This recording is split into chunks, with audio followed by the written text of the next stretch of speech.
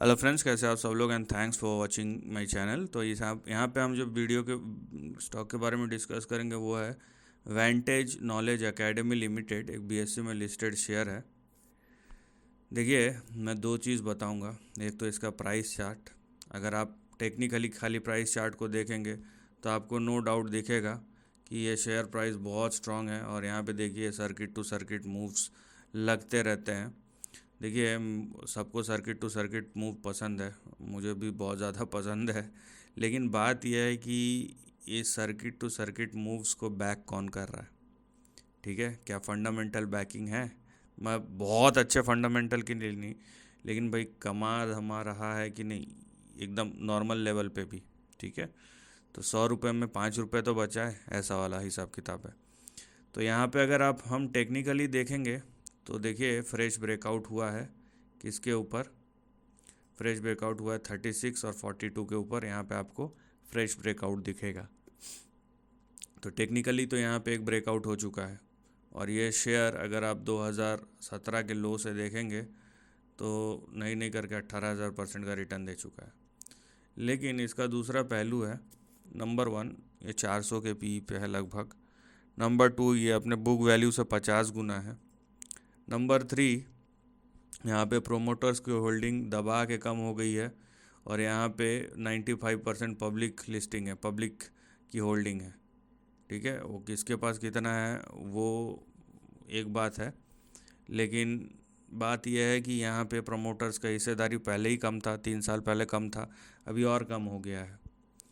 और उसके बाद यहाँ पे आ, यहाँ पे है, आप ये नहीं बोल सकते कि यहाँ पे थोड़ा बहुत भी रिज़र्व नहीं है। अगर बहुत सारी चीज़ें बैलेंस शीट में, इक्विटी कैपिटल इन्होंने बढ़ा दिया है क्योंकि यहाँ पे स्प्लिट किया मेरे ख्याल से। हाँ, यहाँ पे स्प्लिट हुआ है 10:1 का। तो बात यह है कि यहाँ पे जो फंडामेंटल है ना, प्लस इनका एक अदर इनकम वाला फैक्टर है। हाँ, और इनका अगर आप देखेंगे ऑपरेटिंग प्रॉफिट वही स्टेबलाइज नहीं है, कभी होता है कभी नहीं होता है। पिछले 3-4 साल से हुआ है और ये उसका नतीजा है जो आपको शेयर प्राइस पे दिख रहा है इस तरीके से। लेकिन यहाँ पे जो रिस्क फैक्टर है वो ये हो जाता है कि यहाँ पे जो स्टेबिलिटी है, जो फंडामेंटल से मिलना चाहिए, वो आपको श्योर नहीं हो पा रहा है। ठीक है, क्योंकि बात ऐसा है, आगे क्या होगा वो कोई नहीं जानता। ठीक है, लेकिन अभी जो है या अभी तक जो है वो इस चीज़ को वैलिडेट नहीं करते हैं कि शेयर ऐसे ही बढ़ते जाएगा। देखिए, मैं ये इसलिए बता रहा हूँ क्योंकि यहाँ पे एक बहुत बड़ा रिस्क फैक्टर ऐड होता है। और मैं ये नहीं कह रहा हूँ, अगर मैं खाली चार्ट को देखूँ टेक्निकली तो यहाँ पे मुझे दिखता है कि अभी ये ब्रेकआउट हुआ है 42 के ऊपर, तो यहाँ पे ये और नए हाइस बनाएगा। हो सकता है ये 1000 तक चले जाए, हो सकता है 1 लाख तक चले जाए, हु नोस। ठीक है, क्योंकि शेयर बाज़ार में बहुत अलग अलग चीज़ें काम करती है। लेकिन आपको समझना है कि अगर आप गलत ट्रैप हो गए तो यहाँ पे आपको दिक्कत होगा। आपको पता होना चाहिए कि क्या यहाँ पे आप राइट एंट्री और राइट एग्ज़िट कर सकते हैं, वो स्किल है आप में, या आप इस रिस्क को समझते हैं। अगर ये सब चीज़ें हैं तो फिर ठीक है, क्योंकि जो पैसा कमा के निकल गया फ़र्क नहीं पड़ता, अच्छा स्टॉक है कि फालतू स्टॉक है, पैसा कमा के निकल गया तो निकल गया। लेकिन अगर अगर आप ट्रैप हो गए तो फिर आपको बहुत लंबे से झटका लगेगा, ये भी बात तय है। तो यहाँ पे थोड़ा सा रिस्क फैक्टर जहाँ पे बड़ा है, तो थोड़ा सा आप अपने आप को या चीज़ों को आसपास देखिए, उसके बाद इन जैसे शेयर्स में आप एंट्री लीजिए। देखिए, मेरे को, मैं जैसे कि बोला, इस टाइप्स के मूव बहुत पसंद है। हर किसी को पसंद होता है कि रोज़ ऊपर जा रहा है, रोज़ ऊपर जा रहा है।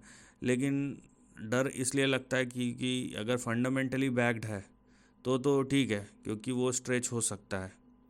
और यहाँ पे आप देखिए 2021 में जैसे ही सुधरा ना, ये 2021 इवन, ये 2021 से सीधा 22 का है ही नहीं, सीधा 23 में अच्छा यहाँ पे फंडामेंटल दिखा था, तो सीधा 1 रुपये से सीधा 40 रुपये पहुँच गया, मतलब 4000% तो यहीं बढ़ गए। तो ऐसा यहाँ पे आपको रिटर्न मिलेगा छोटे स्टॉक्स में, नो डाउट अबाउट इट। लेकिन उसके पीछे एक वैलिडेशन होना चाहिए फंडामेंटल का। और अगर वो फंडामेंटल का validation plus beyond a certain point अगर मतलब 400 500 या 1000 10,000, लेकिन पी की बात कर रहा हूँ मैं, लेकिन अगर फंस गए तो यहाँ पे प्रॉब्लम हो जाएगा। तो इस बात को आप ध्यान रखिए। मैं फिर से बोल रहा हूँ, मैं ये नहीं बोल रहा हूँ कि यहाँ पे कोई शेयर गिरने वाला है बढ़ने वाला है।